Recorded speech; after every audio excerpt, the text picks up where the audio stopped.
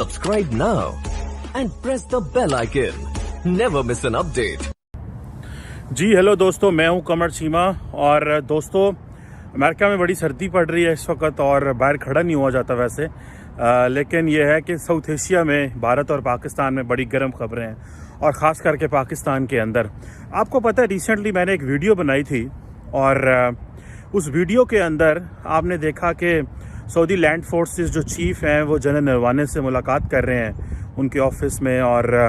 उनको रिसीव भी किया गया। और उससे पहले बैकग्राउंड ये था कि जो इंडियन आर्मी चीफ़ हैं जो कि इस वक्त बड़ी अहम पोजीशन रखते हैं, बिकॉज़ CDS बिपिन रावत साहब की जो हेलीकॉप्टर क्रैश हुआ था उसके बाद उनकी जो वैल्यू है, इम्पोर्टेंस है, वो आर्मी में और बाकी जो आर्म्ड फोर्सेस में बढ़ गई है। उनकी पोजीशन इस तरह की है। अब आपको पता है कि उस तस्वीर जो दोनों फौजी अफसरों की हुई, जिसमें सऊदी लैंड फोर्सेस चीफ और जनरल नरवाने बैठे हुए हैं, उसमें उसके जो पीछे तस्वीर थी वो वही सकूत ढाका 1971 जो कि पाकिस्तान के जो उस वक़्त के वहाँ पे जनरल न्याजी साहब जो थे, जो वहाँ पे साइन कर रहे हैं, बेसिकली सरेंडर डॉक्यूमेंट था जिसको पीछे रखा हुआ। और आप देखें कि वो कितनी इम्पोर्टेंट तस्वीर है भारत के लिए कि वो जनरल नरवाने के ऑफिस में लगी हुई है। और वो समझते हैं कि कोई भी दुनिया का अगर आर्मी चीफ आता है तो वो मेरे साथ यहाँ बैठेगा, इस तस्वीर के बराबर में आके बैठेगा और मैं इस तस्वीर को पीछे रखना चाहता हूँ। सो एक चीज़ तो ये है कि वो ज़ाहिर बात है कि इंडियन फ़ौज के लिए उस तस्वीर की बड़ी वैल्यू है, क्योंकि उनको पता है कि इससे पाकिस्तान को धचका लगता है और पाकिस्तान को ये फील होता है कि जब वो तस्वीर सामने आएगी। गो के कोई बात नहीं, जंगें होती हैं, मामलात होते हैं, वो कोई जंग इस तरह की जंग तो नहीं थी कि जिसमें जो है वो फौजें लड़ी। वो तो बेसिकली उसको मैं कहता हूँ कि इंटरनेशनल लॉ की वायलेशन थी वो जो भारत ने की थी। थोड़ी हवा तेज़ चल रही है। अच्छा दोस्तों, इसमें जो इम्पोर्टेंट चीज़ है वो ये है कि पाकिस्तान ने, सुनने में आया है, ये अभी मुझे पक्की खबर नहीं है, लेकिन सुनने में आया है कि पाकिस्तान ने सोचा है कि वो सऊदी अरब को अपनी सेंसिटिविटीज़ के बारे में बताएंगे और शायद प्रोटेस्ट करेंगे और या एहसास दिलवाने की कोशिश करेंगे, या सऊदी अरब को और मुस्लिम ममालिक के जो आर्मी चीफ्स हैं या जो डिफेंस के लोग हैं उनको ये बताया जाएगा कि इस तस्वीर की क्या वैल्यू है और आइंदा अगर ये आपको यहाँ पे खड़ा करते हैं तो आपने यहाँ पे क्या करना है। ज़ाहिर बात है, ये एक मौका इस तरह का है कि जिसमें पाकिस्तान जो है वो फोर्स तो नहीं कर सकता सऊदी अरब को और बाकी मुस्लिम ममालिक के आर्मी चीफ्स को, लेकिन उनको सेंसिटाइज तो कर सकता है, क्योंकि इसको इंडियन मीडिया ने भी बड़ा हाईलाइट किया। जब इंडियन मीडिया ने दोस्तों इसको हाईलाइट किया तो सारी बात है सऊदी मीडिया ने भी इसको दिखाया, पूरी दुनिया के और ख़ास करके अरब वर्ल्ड के मीडिया ने तो इसको बहुत ज़्यादा दिखाया, क्योंकि उनको पता था इसकी वैल्यू क्या है इस तस्वीर की। और अब यहाँ पे आके हमें जो चीज़ समझनी है वो ये है कि पाकिस्तान के मीडिया ने उसको महसूस किया, फील किया। जाहिर बात है, मेरा ख्याल है पाकिस्तान के मीडिया ने इसको ब्लर किया था ताकि जो बाकी क्या उसे बोलते हैं वो ना देख सकें, और इसको ब्लर किया गया आई थिंक। लेकिन ज़्यादातर मीडिया ने तो इसको रिपोर्ट ही नहीं किया था कि ये मुलाकात हुई है। हालांकि रिपोर्ट करने में कोई हर्ज नहीं है,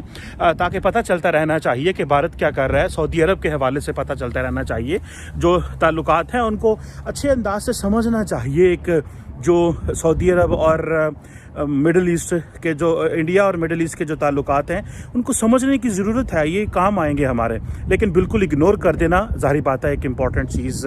किसी हवाले से नहीं है। अच्छा, अब सुनने में आया कि अगर पाकिस्तान ये सऊदी अरब को सेंसिटाइज़ करेगा तो क्या बाकी ममालिक को भी सेंसिटाइज़ करेगा? अगर हम सेंसिटाइज़ करते हैं तो वो उसको क्या वैल्यू देते हैं, वो उसको क्या अहमियत देते हैं, ये एक क्वेश्चन है जो कि दोस्तों समझने वाला है। ये एक क्वेश्चन है जिसकी जैसे आप कह लें कि एक वैल्यूअल रेलेवेंस रखता है ये क्वेश्चन, कि क्या जो सऊदीज़ हैं वो हमारी बात को सुनेंगे इस तरह। देखें, आपको पता है कि जो जनरल नरवाने का विज़िट था उसके बाद ये विज़िट फॉलो अप है, और इसमें हमें ये चीज़ का पता चलता है कि जो सऊदीज़ हैं वो अपने ताल्लुकात को बड़ा सीरियस लेते हैं। और जब MBS मोहम्मद बिन सलमान जो कि इस वक्त समझे किंग ही हैं सऊदी अरब के, क्योंकि उनके वालिद जो हैं वो अलील हैं। MBS साहब ने जो सऊदी इंडिया का विज़िट किया था वो पाकिस्तान के विज़िट के बाद किया था, और उस विज़िट में उन्होंने नरेंद्र मोदी को अपना बड़ा भाई कहा था, एल्डर ब्रदर, बड़ा भाई। ज़ाहिर बात है ये एक बहुत बड़ी चीज़ है, पाकिस्तानियों को ये बड़ी फील होती है, क्योंकि फॉर लॉन्ग, जिसे आप कह लें कि 70-75 साल हमने दुनिया को ये बता के रखा, और ख़ास करके मुस्लिम दुनिया को ये बता के रखा कि ये कुफर है, आलम इस्लाम को इकट्ठे रहना है। हालांकि मैं इस तस्वर को नहीं मानता था शुरू से ही, और मैं समझता हूँ कि ये जो तकसीम है मज़हब की बेस के ऊपर ममालिक की, ये नहीं होनी चाहिए। मज़हब एक बड़ा ज़ाती सा मसला है, कोई हिंदू हो सकता है, कोई मुसलमान हो सकता है, कोई सिख हो सकता है, कोई क्रिश्चन हो सकता है, कोई जी हो सकता है, उसकी रिस्पेक्ट की जानी चाहिए। लेकिन एनी हो, अब हमने क्योंकि इसके लिए बड़ी कोशिश की और बड़ी देर तक हमने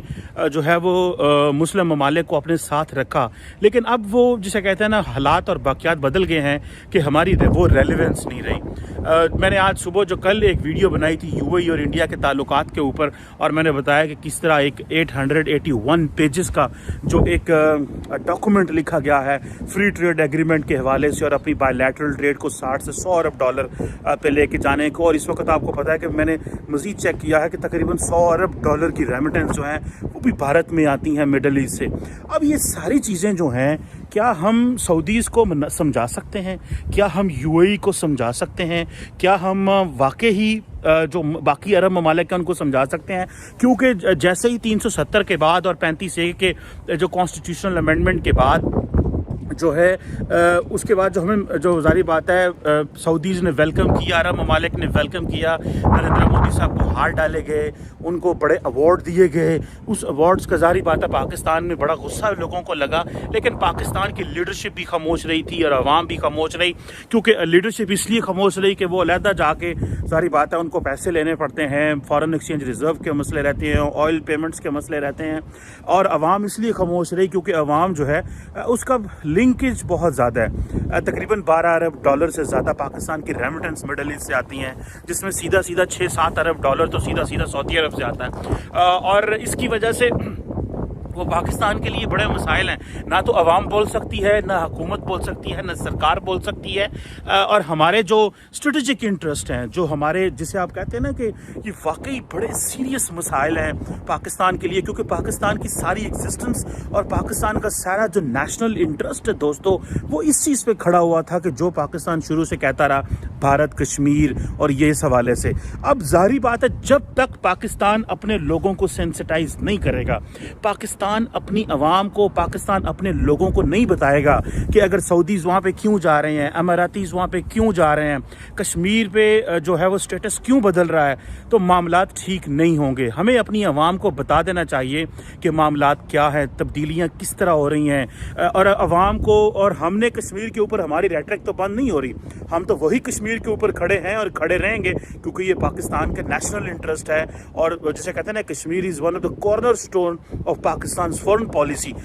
लेकिन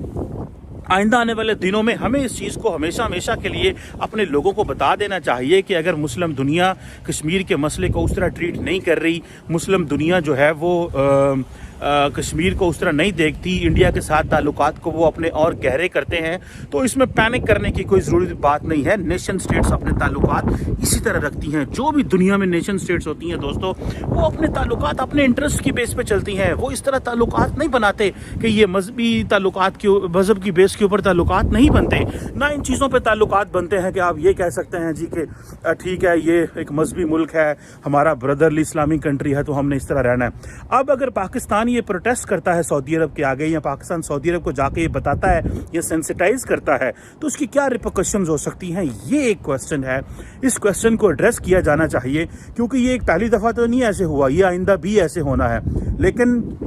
लार्जली तो हम खामोश रहे जो भी उन्होंने किया, क्योंकि ये उनका ऑफिस है, वो इंडियन आर्मी चीफ हैं, ये एक हिस्ट्री है, और इस तस्वीर की ज़ाहिर बात है कि रेलेवेंस है। हम उस तस्वीर को ना हम मिटा सकते हैं, ना ख़त्म कर सकते हैं, ना हम किसी को फोर्स कर सकते हैं उसके हवाले से। सो इसको किस तरह जो है वो सेंसिटाइज भी किया जाए, और उन अब अरब ममालिक के लिए या मुस्लिम ममालिक के लिए एक चैलेंज रहेगा कि वो जब भी इंडियन आर्मी चीफ के ऑफिस में जाएंगे वो तस्वीर तो लगी होगी, वो उसको ये कह भी नहीं सकते, अगर कहेंगे तो बहुत बड़ी बात है, ये तो फिर पाकिस्तान की लिवरेज जो है वो एक्सेप्ट हो जाएगी कि वो इस तस्वीर के आगे वो नहीं खड़ा होना चाहते क्योंकि हमारे पाकिस्तान से भी बड़े अच्छे ताल्लुकात हैं। अब यहाँ पे आके हमें एज ए पाकिस्तानी,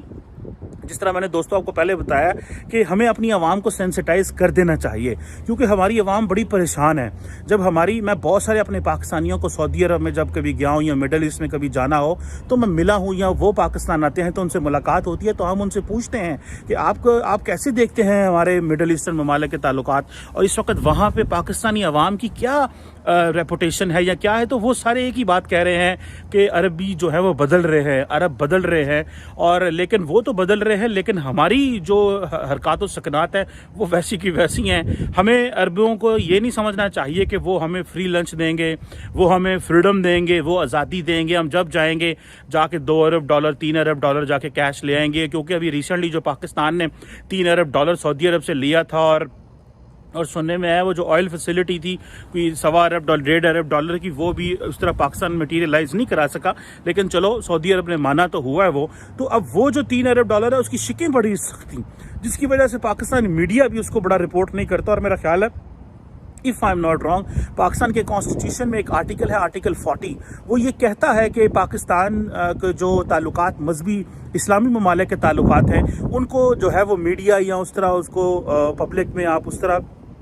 नहीं कर सकते या क्रिटिसाइज नहीं कर सकते, या उनको एक दूसरे वो जो है वो क्रिटिसाइज नहीं किया जा सकता जिसके ताल्लुकात ख़राब हों। सो मीडिया भी जो है वो अमूमन डरता है और घबराता है बात ना करने से, लेकिन एक कंस्ट्रक्टिव बात हमेशा करनी चाहिए, ये कोई बुरी बात नहीं होती। वो बात जिससे इस्लाह हो, वो बात जिसे कहते हैं ना criticism for the sake of criticism नहीं होनी चाहिए, एक कंस्ट्रक्टिव क्रिटिसिज्म होना चाहिए, पिन पॉइंट करना चाहिए चीज़ों को। और ये हुकूमत भी पसंद करती है,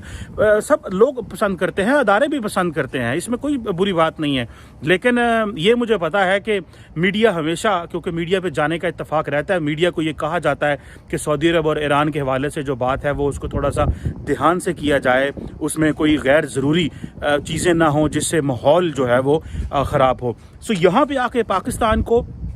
वो जो तस्वीर है उसने ज़ाहिरी बात है, उस तस्वीर ने हमें ज़ाहिरी बात है बहुत सारे हलकों को परेशान किया कि ये खासकर सऊदीज़ का वहाँ पे जाना और पहली दफ़ा जाना, तो ये एक चीज़ ऐसी थी जिसको मेरा ख्याल है पाकिस्तान का जो फ़ॉरेन ऑफिस है शायद, या पाकिस्तान के जो अदारे हैं वो इसको हाईलाइट करेंगे सऊदीज़ को मुस्तकबिल में कि वो किस तरह इसको एड्रेस करेंगे इस मसले को। लेकिन एक चीज़ समझ लेनी चाहिए कि जिस तरह सऊदी अरब की और भारत की कुर्बतें बढ़ रही हैं या बाकी इस्लामिक ममालिक की कुर्बतें बढ़ रही हैं, इसमें परेशान होने की ज़रूरत नहीं है। सिर्फ अपने पत्ते ठीक तरह से खेलने की ज़रूरत है, अपने आप को थोड़ा रीओरिएंटेशन करने की ज़रूरत है, अपने आप को ज़रा एक लाइन में लेके आने की ज़रूरत है जिससे हम ये अपने आप को रेलेवेंट बना सकें। देखिए दोस्तों, दुनिया में आपके जो बहन भाई भी होते हैं वो तभी आपकी रिस्पेक्ट करते हैं जब आप उनके लिए रेलेवेंट रहते हैं। माँ बाप भी आपकी बच्चों की तभी इज़्ज़त करते हैं जब आप रेलेवेंट रहते हैं। तो पाकिस्तान को बड़ी देर हो गई, 75 साल हो गए, we are a grown up state. हम ये कहते हैं कि हमारी जो देखे ना, अभी जिस तरह इमरान खान साहब को बिल गेट्स को बात करनी पड़ गई और कहना पड़ गया जी कि आप हमें आए फंड्स दें, पैसा दें, हमारे यहाँ गुर्बत बहुत है, उस गुर्बत को ख़त्म करें। तो अब मुल्कों से non state organisations, NGOs, non governmental organisations, NGOs तक हम पहुँचे हुए हैं कि हर मुल्क से जाके या हर ऑर्गेनाइजेशन से जाके कर्जा लेना या उनसे रिक्वेस्ट करना, ये मेरा ख्याल है ये कोई अच्छी चीज़ नहीं है। और अगर हमने वाकई हम अपनी इज़्ज़त चाहते हैं और हम चाहते हैं कि अक़वामी आलम में हमारा मुकाम हो और सऊदीज़ हमारी बात सुने और अमारातीज़ हमारी बात सुने, बहरीनी हमारी बात सुने, कतरी और कुवैती हमारी बात सुने, और जब इंडियन जो सऊदी आर्मी चीफ या लैंड फोर्सेस के चीफ भारत जाएं और जनरल नरवाने के पीछे वो तस्वीर पे वो ना खड़े हों, तो उसके लिए फिर अपनी क्रेडेंशियल्स बिल्ड करनी पड़ेंगी। सिर्फ बातों से मेरा ख्याल है कि वो हमारी वो चीज़ नहीं रहेगी, क्योंकि मामलात बड़े बिगड़ गए हैं। हमने सिर्फ अपने आप को ठीक ना किया, हमने अगर अपने आप को ठीक किया होता, फ्रैंकली स्पीकिंग, अगर हमने अपने आप को ठीक किया होता, हमने अपने ताल्लुकात मुस्लिम वर्ल्ड के साथ बना सकते थे, अच्छे कर सकते थे अगर हमने अपने अंदर तब्दीलियां लाई होती। अब आप देखें कि अथॉरिटेरियन रजीम्स हैं वहाँ पे, वो जो सुबह रात को सोचते हैं सुबह वो कर देते हैं और वो अपनी मर्जी से जो है अपने मुल्क को चलाते हैं। वो जब इतनी तब्दीलियां कर सकते हैं, इतनी रिफॉर्म्स कर सकते हैं, तो पाकिस्तान जैसा डेमोक्रेटिक मुल्क गो कि हमारे मुल्क में डिक्टेटरशिप रही है, हमारे मुल्क में डेमोक्रेसी उस तरह नहीं कर रही, हाइब्रिड रिजीम्स हैं, चीज़ें नहीं चल रही, लेकिन हमें अकल तो अल्लाह ने दी है कि हम वो रिफॉर्म्स कर सकें, वो तब्दीलियाँ कर सकें जो हमारे लिए, हमारे मुल्क के नेशनल इंटरेस्ट के लिए अच्छी हों। अगर हम वो तब्दीलियाँ नहीं करेंगे, रिफॉर्म्स उस तरह नहीं करेंगे और समझेंगे कि ठीक है कोई बात नहीं, ये मुस्लिम ममालिक हमारी बात सुनते रहेंगे और हमें इसी तरह जो है वो हमारी दिहाड़ी लगी रहेगी और पैसा आता रहेगा, तो मेरा नहीं ख्याल कि हमारे लिए कोई एक ये अच्छी शुनीद है। हमें अगर सऊदीज़ को रोकना है और हमें भारत के इन्फ्लुएंस को बैलेंस करना है, क्योंकि इस वक्त भारत का जितना इन्फ्लुएंस मिडल ईस्ट में है और जिस तरह हम बाकी मामलात में न्यू क्वाड के हवाले से, यूएई के साथ ट्रेड के हवाले से, सऊदी अरब के साथ ट्रेड के हवाले से, जब मुझे ये बताएं जब यूएई और इंडिया $100 अरब की बायलैटरल ट्रेड की बात करते हैं तो सऊदीज़ के मुंह में पानी नहीं आता होगा कि हम भी अपना तेल उनको बेचें, हम भी अपने मामलात उनके साथ ठीक करें। जो सऊदीज़ कंपनियां हैं वो भारतीयों को क्यों वीज़े नहीं देंगे? वो क्यों नहीं कहेंगे कि भारत के लड़के पढ़े लिखे जो हैं वो आएँ? और क्योंकि अब वो जो लेबर हुआ करती थी ना, पुरानी क्रूड लेबर, वो जो बेचारे मजदूरी करने वाले थे, उनका मुस्तकबिल मिडिल ईस्ट में ख़त्म होता जा रहा है, क्योंकि बहुत हद तक उन्होंने अपना इंफ्रास्ट्रक्चर ख़त्म कर लिया है। अभी वो डेवलप्ड इकोनॉमीज़ हैं, वो एक सेमी पेरिफेरी हैं जो अपनी इकोनॉमी इसको बड़े मॉडर्न अंदाज से चला रहे हैं। हमने अपनी जो एजुकेशन है उसको अगर मॉडर्नाइज उस तरह ना किया और अपने बच्चों को वो स्किल्स ना दी कि जो इस तरह की इकोनॉमीज़ में जो सेमी पेरिफेरल इकोनॉमीज़ होती हैं वो उन तक पहुँच के और अपने आप को अपना जो है वो असर रसूख बना सकें और अपनी स्पेस बना सकें और वो कम्पीट कर सकें भारत के लोगों से, बांग्लादेश के लोगों से, चीन के लोगों से और पूरी दुनिया से। सिर्फ भारत से कंपटीशन तो नहीं है, कंपटीशन तो पूरी दुनिया के लोगों से होना चाहिए, क्योंकि this is a free world. हर एक को हक है, हर मुल्क को हक है कि वो अपनी मर्जी से तरक्की करे, अपनी मर्जी से काम करे। तो ये अगर हमने ना किया तो मेरा नहीं ख्याल कि आइंदा जो नस्लें हैं, मिडल ईस्टर्न जो शहजादे हैं, जो प्रिंस हैं, वो पाकिस्तान की उस तरह बात सुनेंगे। जो मोहम्मद बिन सलमान बात सुन रहा है, उसका वालिद उससे ज़्यादा बात पाकिस्तान की सुना करता था, उसका चचा उससे ज़्यादा हमारी बात सुना करता था, उनका ताया हमारी ज़्यादा बात सुना करता था, लेकिन उनका हालात बदल गए ना पाए, उन्होंने गल्ला नहीं रही। आप मुझे बताएं, मोहम्मद बिन सलमान तो जो कर रहे जो मोहम्मद बिन सलमान के आगे नस्ल होगी वो पाकिस्तान की कितनी बात सुनेगी? हम अगर इसी तरह जाके कहते रहेंगे, जाके उसे कहते रहेंगे कि सानू पैसे दे दो, साड़ा तेल घट गया वे, तो साड़ा तेल वध गया, they are not going to listen us any more. ये मेरा ख्याल है आखिरी बारियां हैं जो पाकिस्तान की लीडरशिप जो है वो एंजॉय कर रही है और फ्री थोड़ी बहुत जो आज़ादी कर रही है। मुझे किसी दोस्त ने बताया जो कि प्राइम मिनिस्टर के साथ कभी ट्रैवल करते रहे हैं, उन्होंने मुझे बताया कि जब हमारे लोग मिडल ईस्ट जाते हैं तो हम सरकार के मेहमान होते हैं, तो वो हमें बड़े अच्छे से ठहराते हैं और बड़े अच्छे खाने होते हैं और बड़ी अयाशियाँ होती हैं। लेकिन उन्होंने कहा जब हम अक्सर यूरोपियन ममालिक में जाते हैं तो कई दफ़ा तो सरकार के मुलाजम मेहमान होते हैं और कई दफ़ा नहीं होते, तो कहते हैं उस वक्त जो हमारे रहना सहना होता है वो उस तरह का नहीं होता जो मिडिल ईस्टर्न ममालिक में। तो हम याद करते हैं कि जब हम मिडिल ईस्ट गए थे तो वहाँ पर ज़्यादा मज़ा आया था, उसे ज़्यादा याशीशी, क्योंकि वो उनका तरीक़ाकार और है अरबियों का। सो हमें उस अंदाज से बाहर आना पड़ेगा, उन तरीक़ाकारों से बाहर आना पड़ेगा और सऊदी अरब के साथ और मुस्लिम उम्मा के साथ जो ताल्लुकात हैं उनको रिव्यू करना पड़ेगा। हमारी जिसे वो अमेरिका में कहते हैं ना bipartisan support, Republican and American, हमें मल्टी पार्टिजन सपोर्ट चाहिए। एक proper comprehensive foreign policy and national security document चाहिए पाकिस्तान के लिए। जो अगले दिन नेशनल सिक्योरिटी डॉक्यूमेंट बना है ये बहुत अच्छा होगा, लेकिन इसको पॉलिटिकल पार्टीज की और पार्लियामेंट की सपोर्ट ना हो तो उस डॉक्यूमेंट की वो रेलिवेंस नहीं रह जाती जी, मेरी नज़र में। आई मे बी रॉन्ग। मोहित यूसुफ साहब ने बड़ी मेहनत की है, बड़ा काम किया होगा, उन्होंने जाहिर बात है हर जो अपना बंदे अपने ऑफिस में बैठे हैं काम कर रहे हैं, प्राइम मिनिस्टर ने उनको सर्टिफिकेट भी दिया है, लेकिन द क्वेश्चन रिमेन्स कि हमें इस चीज़ को देखना है कि हमें एक कॉम्प्रीहेंसिव फॉरेन पॉलिसी रिव्यू चाहिए मिडल ईस्टर्न ममालिक के। और मेरा ख्याल है हमारा वो जो कॉम्प्रीहेंसिव फॉरेन पॉलिसी रिव्यू है वो तभी हो सकता है जब हम इंटरनली अपने आप को स्टेबलाइज करेंगे, पैसा लगाएंगे, इकॉनमी ठीक करेंगे, लोगों की वेलफेयर पे काम करेंगे, रोज़गार जनरेट करेंगे। बिल गेट से ये नहीं कहेंगे कि सानू लंगर खाने खोल दो, हम बिल गेट से कहेंगे माइक्रोसॉफ्ट के ऑफिस खोलो इस्लामाबाद, लाहौर, कराची में, पेशावर में, कोयटा में खोलो, ताकि लाहौर और कराची के लड़के कोयटा जाएं, वहाँ पे भी उस तरह तरक्की हो। ये ना हो कि लाहौर ही पर तरक्की हो, इस्लामाबाद ही तरक्की हो, हमें भी कोयटा जाना पड़े, हमें भी पता चले कि हमारा फ़लाँ काम कोयटा में होगा तो तब हमें वहाँ पर जाना पड़ेगा। लेकिन सो ये चीज़ें हैं, मैं समझता हूँ कि हमें इस चीज़ पर काम करना होगा और मेहनत करनी होगी, वरना ये तस्वीरें इसी तरह चलती रहेंगी, हम उनको रोक नहीं पाएंगे। सऊदीज़ जो हैं और अमारातियों को और बाकियों को हम रोक नहीं पाएंगे। और जनरल नरवाने हो या भारत की जो बाकी लैंड फोर्सेस के लोग हों, they will keep doing this because that definitely that satisfies their nation, that satisfies themself, because ये उनकी उन्होंने they believe that this is their huge achievement कि उन्होंने पाकिस्तान को 2 हिस्सों में तोड़ा। बट एनी हो, हिस्ट्री जो है वो एक और तरह से है, और ज़ाहिर बात है हर एक जाविये से हिस्ट्री को देखा जा सकता है। लेकिन ये एक अगर पाकिस्तान सेंसिटाइज करेगा भी if I think to the middle eastern countries, तो मेरा नहीं ख्याल वो हमारी कोई लंबी चौड़ी बात सुनेंगे। हाँ, और हम किस किस को सेंसिटाइज करेंगे, क्या अमेरिकन को भी कर सकते हैं, बाकियों को भी कर सकते हैं। This is a huge something huge which we need to take care of. Thank you very much.